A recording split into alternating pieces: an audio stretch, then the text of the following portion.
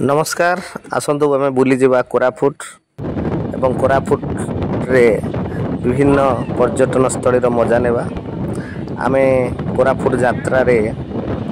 पाखापाखि संध्या समय सभा को अल्प समय बाकी अच्छी आम रायगड़ा कोरापुट अभिमुखे रेलपथरे जाऊँ निश्चिंत भाव भारतर जिते गुड़े रेलपथ अच्छी सेमानंक मध्यरे निश्चिंत भाव एक आकर्षणीय रेल यात्रा होता है कोरापुट रायगड़ा कारण पूर्वघाट पर्वतमाला छाती को चिरी ये ट्रेन टी रायगड़ा कोरापुट अभिमुखे यात्रा करिता है एवं यही पथरे अनेक गुड़िए गिरिशृंग उपरे निर्मित होइथिबा रेलपथ एवं पहाड़ यही रेलपथरे अनेक गुड़िए टनेल मध्यरे रेल यात्रा निश्चिंत भाव एक रोमांचकर यात्रार अनुभूति देता है। कोरापुट तार सौंदर्य सबुबले पर्यटक मानकर प्रथम पसंद हो रही कोरापुटर जलवायु एवं कोरापुटर पार्वत्यांचल जो रास्ता सत्यबा साप बंका बंका रास्ता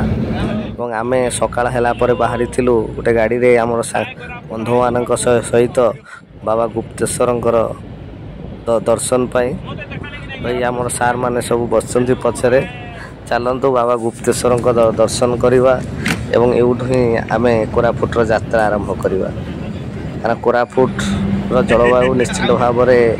सबु समय पर्यटक मान आकर्षित करिवो कारण जेहेतु ये पूर्वघाट पर्वतमालार उच्च स्थान अवस्थित से ग्रीष्म ऋतु अपेक्षाकृत ओडिशार अन्य अंचल अपेक्षा टिके कम खरा होता है। बर्तमान आम पहुँची गले बाबा गुप्तेश्वर पीठ कारण रूपांतरण पर गुप्तेश्वर रे अनेक गुड़िए विकासमूलक कार्य चली तार चित्रपट रही गुप्तेश्वर सुंदर द्वार निर्मित होइछि एवं आमे बाबा गुप्तेश्वर को दर्शन करवा यहाँ हूँ प्रथम द्वार एवं जो माँ एवं बाबा मूर्ति रही हनुमान मूर्ति एटा सुंदर प्रवेश प्रस्थान द्वार बर्तमान आम पहाच चढ़ा पहाच चढ़ी गुंफा मध्यरे बाबा दर्शन करवा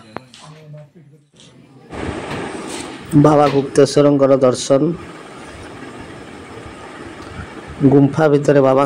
विरल मूर्तिर दर्शन करवा भक्त मान एक सौभाग्य। गुप्तेश्वर पीठटी ओडिशा एवं छत्तीसगढ़ सीमांत अंचल अवस्थित एवं एठाको ओडिशा मध्य प्रदेश छत्तीसगढ़ अनेक गुड़िए भक्त बाबा दर्शन पाई विभिन्न समय आसी था ये हूँ बाबा गुप्तेश्वर पाद देश अवस्थित झरणा एवं रूपांतरण पर ए सुंदर घाटटी निर्मित होती जहाँ निश्चिंत भाव में पर्यटक मान गोटे आकर्षण रहिबो। ये हूँ से पहाड़ रे थिबा अनेक गुड़िए गुंफा कारण गुप्तेश्वर एक गुंफा मध्य अवस्थित से पहाड़ रे अनेक गुड़िए गुंफा देखा मिले। बर्तमान भी किसी कार्य चली गुप्तेश्वर पीठरे जहाँ आम बर्तमान गुप्तेश्वर भगवान को दर्शन पर आम पुणी फेरी आसुचु एवं आम यहाँ पर जीवा डुडुमा जलप्रपात जहाँकि कोरापुट को बुलिया को आसुवा पर्यटक मान एक भिन्न अनुभूति दे थाए। डुडुमा वाटरफॉल टी ओडिशार सबुठु बड़ वाटरफॉल एवं जहाँ माछकुंड नदी रे अवस्थित एवं सेठा को जीवाई आम अंका बंका रास्ता दे पुणी यात्रा आमर आगे चलीछु डुडुमा जलप्रपात अभिमुखे जहाँकि ओडिशा एवं आंध्र सीमांत रे अवस्थित एवं सेठार मध्य निकट रे एक माछकुंड प्रोजेक्ट रही जहाँकि आंध्र एवं ओडिशा सरकार मिलित निर्मित होती डुडुमा जलप्रपात जहाँ निश्चिंत भाव में पर्यटक मान एक आकर्षण केन्द्र थाए।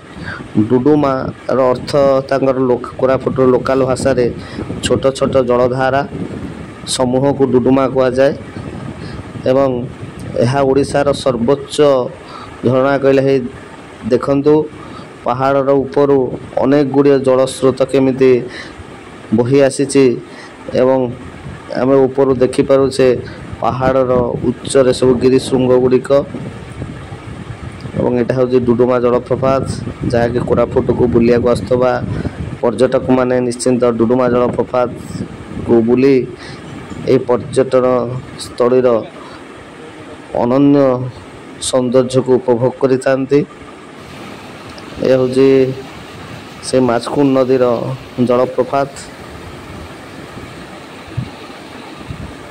एठारे पर्यटक माने यार आनंद उपभोग करती। एठारे गाधुआ पाधुआ करितांती। माछकुंड नदीटी प्रवाहित होउची और ये उच्चरू नीच स्थान को जाउथिबारु एक विराट झरणा सृष्टि होइची जहाँकि पर्यटक मान को निश्चित भाव में आकर्षित कर। बर्तमान आम डुडुमा पर आम कोलाब डैम को जाइलु। ये कोलाब डैम रास्ता एवं कोलाब डैम टी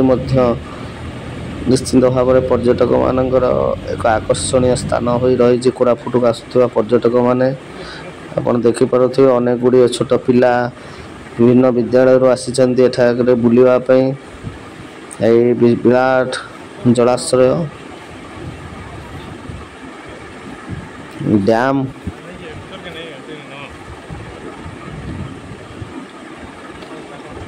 डैम पाददेश सुंदर उद्यान निश्चिंत भाव में पर्यटक मान आकर्षित कर किसी समय एठार अतिवाहित कर यार सौंदर्य को उपभोग करने।